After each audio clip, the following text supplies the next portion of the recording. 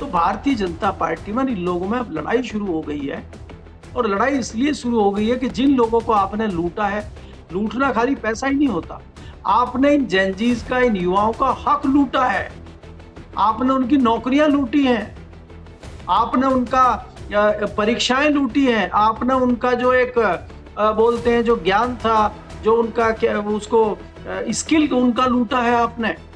आप मुझे ये बताइए, एक परीक्षा हो गई और जो उसमें एक परीक्षार्थी है, जो बहुत इंटेलिजेंट है, वो तो फेल हो गया और आपने एक जो है ऐसे बच्चे को जो मंदबुद्धि बच्चा है या वो इस लायक नहीं है, उसको आपने नकल करा के पास करा दिया। और सपोज करो वो बीबीसी की उसकी एमबीबीएस की परीक्षा है, वो तो डॉक्टर बन गया पढ़ा और जो इंटेलिजेंट था, जो असली डॉक्टर था, वो फेल हो गया। तो ये जो नकल करके पास आया है, ये आपके हार्ट अटैक का इलाज कैसे करेगा 10 साल के बाद?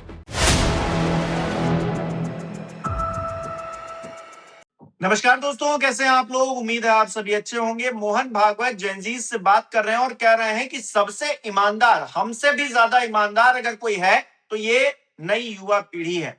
हमसे भी ज्यादा देशभक्त कोई बड़ा है तो वो ये युवा पीढ़ी है। लेकिन भारतीय जनता पार्टी के लोग तो इन्हीं जेनजीज को गाली दिया करते थे। इन्हीं जेनजीज को पता नहीं कहां कहां कौन कौन सा कनेक्शन जोड़ते थे। कभी पाकिस्तान से जोड़ते थे, कभी सोरोस से जोड़ते थे। क्या ये जवाब उनके लिए था? और दूसरी तरफ प्रधानमंत्री नरेंद्र मोदी का भी जवाब आया है। उन्होंने कहा है कि सवाल मत पूछिए, समाधान दीजिए। तो प्रधानमंत्री किससे कह रहे हैं समाधान देने के लिए? मोहन भागवत से कह रहे हैं क्या कि हम जिस कंडीशन में फंस गए हैं वहां से सत्ता भी जा सकती, कुर्सी हिल रही है, तो ऐसे में समाधान दीजिए कि कैसे बच पाए। ये मत बताइए क्या हो रहा है, सवाल मत पूछिए। और बाबा बागेश्वर तो प्रधानमंत्री को जिस तरह से याद आए हैं, आईआईटी दिल्ली में मजाक बनाया जा रहा है। क्या आप आईआईटी में खड़े होकर पाखंड को बढ़ावा दे रहे हैं क्या? करेंगे बात इन सभी मुद्दों पर। केपी मलिक जी बृहस्पतिकार हमारे साथ जुड़े हैं। सर बहुत बहुत स्वागत है आपका। बहुत बहुत धन्यवाद हिमांशु जी, आपका भी और हमारे दर्शकों का भी। और दर्शकों से सर माफी चाहते हैं, बीच में हम एक आध दिन नहीं आए, तो उनसे हम जो है क्षमा याचना भी है और उनका हम हार्दिक धन्यवाद भी करते हैं। अच्छे कमेंट वो देते हैं, प्रोत्साहित करते हैं जी। सर एक तरफ है मोहन भागवत जी, एक पावर सेंटर नागपुर में और दूसरा पावर सेंटर दिल्ली में प्रधानमंत्री नरेंद्र मोदी का है। अब ये दोनों आपस में टकराते हुए नजर आ रहे हैं, बयानबाजी जिस तरह की हो रही है उसके मद्देनजर। क्योंकि मोहन भागवत एक तरफ तो ये कह रहे हैं कि ये जो युवा पीढ़ी है, जो सड़कों पर उतरी, जंतर मंतर पर प्रोटेस्ट किया, अपनी मांगों को लेकर मुखर हुए, वो कोई देशद्रोही नहीं है, वो सबसे बड़े देशभक्त हैं, सबसे ज्यादा ईमानदार हैं। ये बात कह रहे हैं भागवत जी। और मोदी जी कह रहे हैं कि सिर्फ सवाल मत पूछो, हमको समाधान भी बताओ। तो ये बात मोदी जी जो कह रहे हैं वो जेनजीज से कह रहे हैं, युवा पीढ़ी से कह रहे हैं, या भागवत जी से कह रहे हैं कि अपनी जान बचानी है तो हमको सॉल्यूशन बताओ, ये मत बताओ क्या हो रहा है। तो ये बात उस तरफ जा रही है। क्या पावर सेंटर टकरा रहे हैं या फिर युवाओं, जो नई पीढ़ी है, उसके लिए असल में कुछ सॉल्यूशन निकल रहा है, कुछ बातचीत हो रही है, कुछ नया करने की कोशिश हो रही है? हिमांशु जी, आप ये बताइए कि ये जो मोहन भागवत जी कह रहे हैं या मोदी जी कह रहे हैं, ये अभी क्यों कह रहे हैं? पिछले 12 साल में तो कहा नहीं इन्होंने इस तरह की चीजें। हम्म, इसको हमारे यहाँ गांव में कहा जाता है कि जब टोटा आता है या आप हम्म, कहते हैं किसी के घर में जो है तंगी हो जाती है, तो फिर वहां लड़ाई शुरू होती है। जब तक माल आ रहा हो, जब तक सब ठीक ठाक चल रहा हो, तब हर आदमी श्रेय लेता है और हम्म, बढ़िया चल रहा होता है, कोई दिक्कत नहीं होती है। जैसे ही कोई जिम्मेदारी फिक्स हो जाए, जैसे ही कोई किसी के कुछ लेन देन की बात आए, फिर एक दूसरे के ऊपर टालने लगते हैं और फिर लड़ाई शुरू हो जाती है घर। ठीक है। दूसरा, हम हम्म, पढ़ते हैं महर्षि वाल्मीकि की कहानी पढ़ते हैं और वो अंगुलीमाल की कहानी पढ़ते हैं। हम ये पढ़ते हैं कि वो साधुओं को घेर लिया वहां पे और कहा भाई जितना माल है रख दो। हैं, लुटेरे आ गए, तो वो तो हम्म, साधु हूँ, बोला हमारे पास क्या माल है? बोला नहीं है तुम्हारे पास। तो बोला अच्छा चलो माल तो है हमारे पास, हम तुम्हें दे देंगे, लेकिन किसके लिए ले रहे हो? अरे बोला मैं अपने परिवार के, अपने रिश्तेदारों के, जानने वालों के लिए लूटता हूँ। तो बोला अच्छा तो आप पूछा उनसे कि अगर आपके ऊपर कोई विपत्ति आ गई तो आपका साथ देंगे? बोला अच्छा मुझे इतना मूर्ख समझ रहे हो कि मैं उधर जाऊँ और तुम भाग जाओ? बोला नहीं तो हमें बाँध दे भाई, अपना कुछ इंतजाम कर ले तू।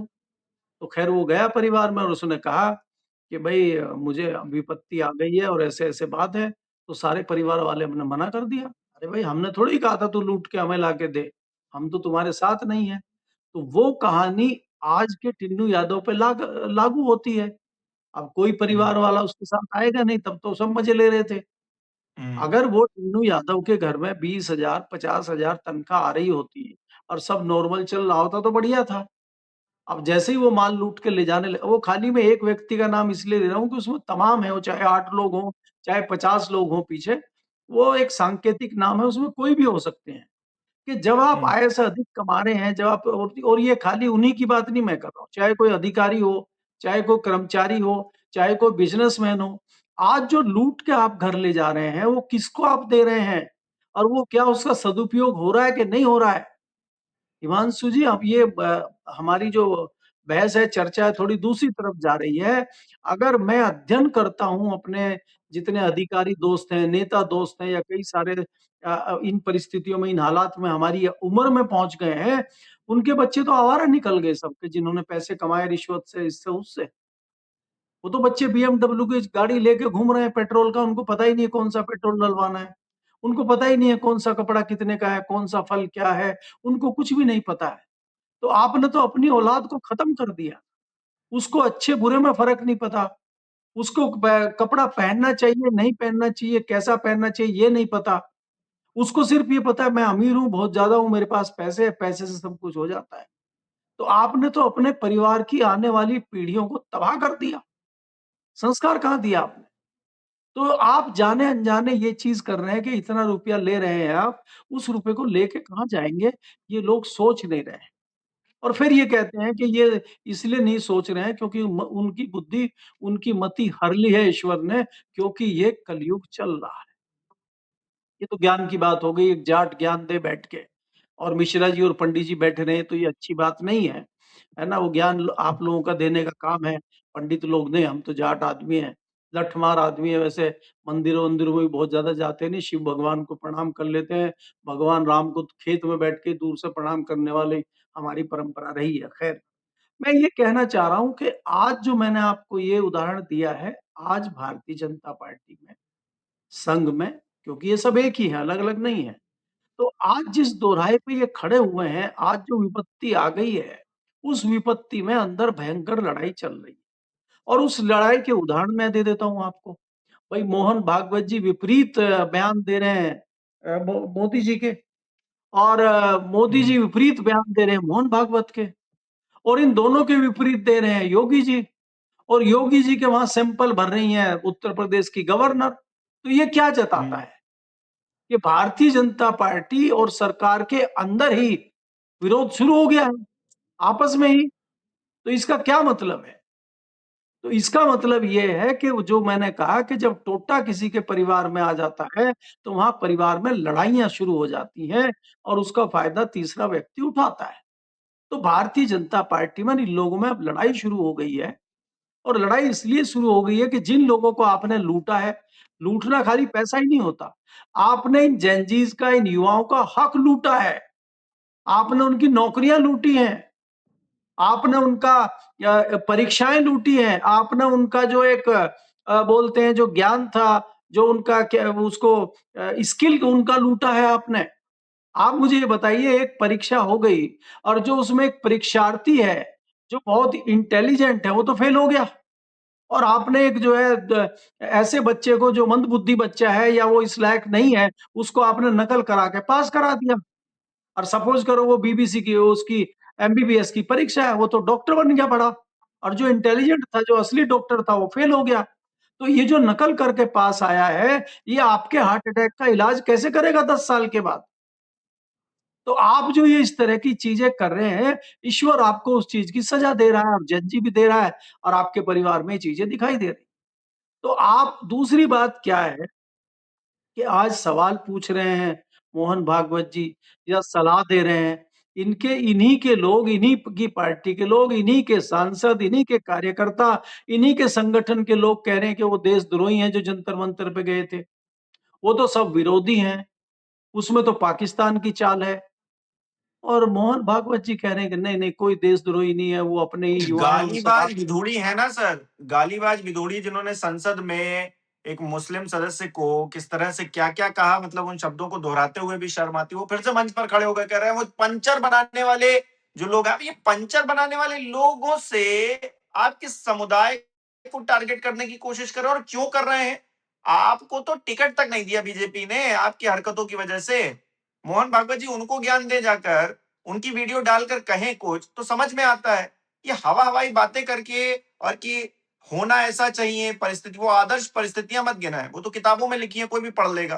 वो तो ज्ञान की बातें हैं। व्यवहारिक बातें क्या है? व्यवहारिकता ये है कि बीजेपी के नेता ही इन जेंजीज को गाली दे रहे थे, इनको बदनाम कर रहे थे, इनको एंटी नेशनल बता रहे थे। और भागवत जी ज्ञान बांट रहे हैं, वो कह रहे हैं कि नहीं ये जेंजीज सबसे ज्यादा ईमानदार है, हमारी पीढ़ी से भी ज्यादा। अगर उनकी ईमानदारी पर सवाल खड़े करने वाले भी तो आप ही हैं कि भागवत जी अलग चल रहे हैं, बीजेपी अलग चल रही है, नेता अलग चल रहे हैं, भागवत जी अपना ज्ञान बांटेंगे सर। देखिए हिमांशु, ये तो कुछ लोग मोदी जी की टीम के लोग हैं, नवरत्न हैं मोदी जी के। इसमें से एक आध नवरत्न छिटक गए हैं, आपने देखा होगा पिछले दिनों। वो कोई चूना चूना वाला थे और दूसरे जो ये सब थे, ये सब नवरत्न हैं। कोई एक साटिया है, दूसरा क्या है कि वो एक सूबे है वहाँ पे पार्लियामेंट में, एक ये विधुड़ी, इस तरह की लंबी फ़हरिस्त भारतीय जनता पार्टी में है। इन नवरत्नों की कमी नहीं है, नवरत्न जो है अमित शाह जी लाए थे और ये अपनी भूमिका बहुत अच्छी निभा रहे हैं। आप अगर समुदाय की बात करते हैं, मुस्लिम समाज की बात करते हैं, अगर मुस्लिम समाज के किसी व्यक्ति से निजी तौर पे आप पूछें, वो ये कहेगा इतना मज़ा हमारा कभी नहीं आया, पिछले 40 साल में जितना 2012 के बाद से आया हुआ है। कैसे? अरे! वो कह रहे हैं हमारे तो मज़े आ रहे हैं, हम तो बढ़िया काम कर रहे हैं, 5 किलो राशन मिल रहा है, व इलाज फ्री है, ये सरकारी स्कूलों में शिक्षा मुफ्त है और जो पेंशन का रेट हम पहले ₹100 लेते थे, आज ₹300 लेते हैं। पहले जो गाड़ी अब गाड़ी की सर्विसिंग के जो 5,000 6,000 लगते थे, अब 18,000 लग रहे हैं, क्योंकि एथनॉल से खराब करके आप हमारे पास ही तो ला रहे हैं। जो रेट थे बढ़िया हमारा तो धंधा बहुत अच्छा चमक रहा है, हम तो ठीक कर रहे हैं। अब्दुल टाइट है इनके हिसाब से, अब्दुल जो टाइट है वो इनके हिसाब से टाइट है, उनके हिसाब से नहीं है। चुपचाप मुसलमान अपना काम कर रहा है और ये इसलिए उँगली उनको बार-बार कर रहे हैं कि ये बोल क्यों नहीं रहा? क्योंकि जितना एग्रेसिव होगा मुस्लिम समाज, उतना इनके लिए फ़ायदेमंद है।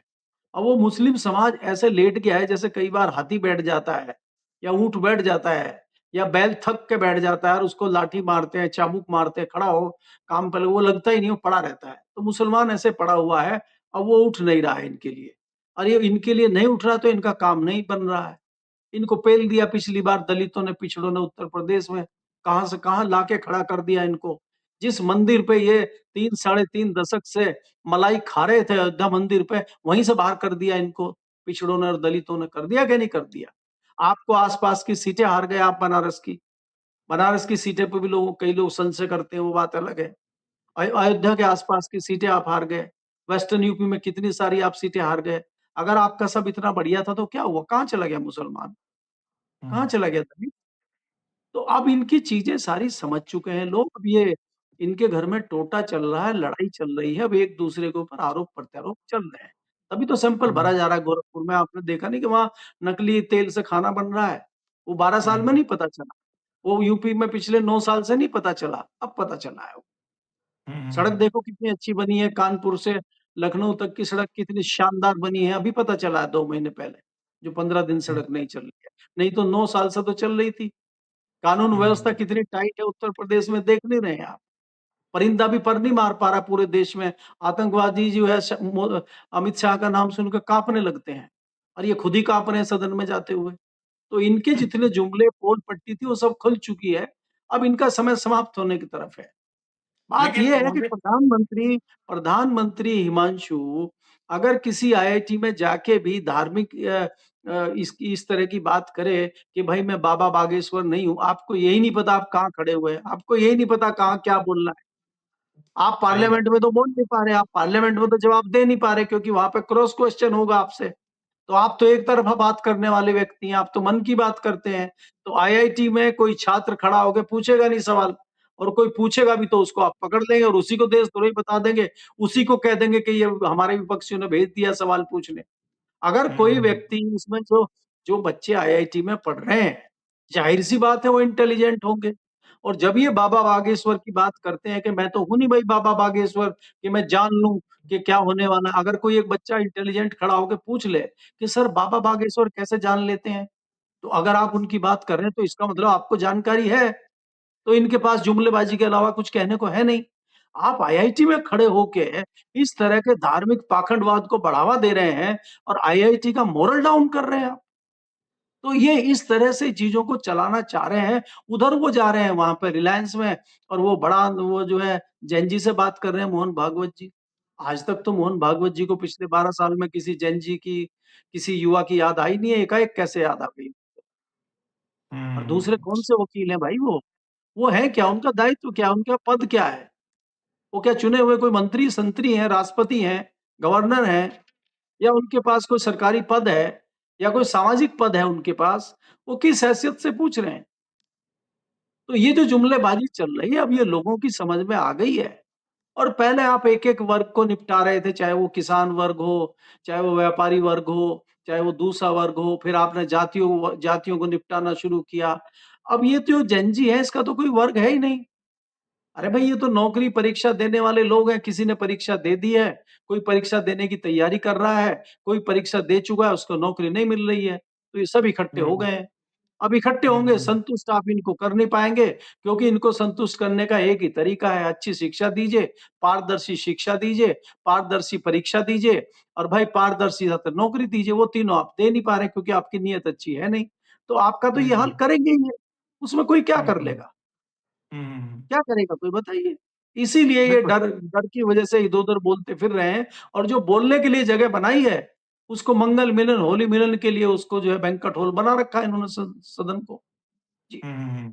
अच्छा, प्रधानमंत्री जिस तरह से रिएक्ट कर रहे हैं वो तो एक अलग कहानी है। प्रधानमंत्री पद के दावेदार उत्तर प्रदेश के मुख्यमंत्री योगी आदित्यनाथ क्या कर रहे हैं वो भी देखना बड़ा दिलचस्प है। राम मंदिर पर उन्होंने पलटी मार ली। राम मंदिर को लेकर उन्होंने कह दिया कि भाई सुप्रीम कोर्ट कुछ कहे या फिर ट्रस्ट कुछ कहे तो हम हस्तक्षेप करें, हमारी कोई हैसियत नहीं है कि हम उसमें हस्तक्षेप कर पाए। अब वो अपने पुराने अंदाज में लौट चुके हैं। वहीं हिंदू मुसलमान और मजेदार बात यह है, मजेदार नहीं है तो दुखद बात कहूंगा मैं, कि प्रशासनिक स्तर पर बैठे हुए बड़े-बड़े जो अधिकारी हैं वो भी इन्हीं की भाषा बोल रहे हैं।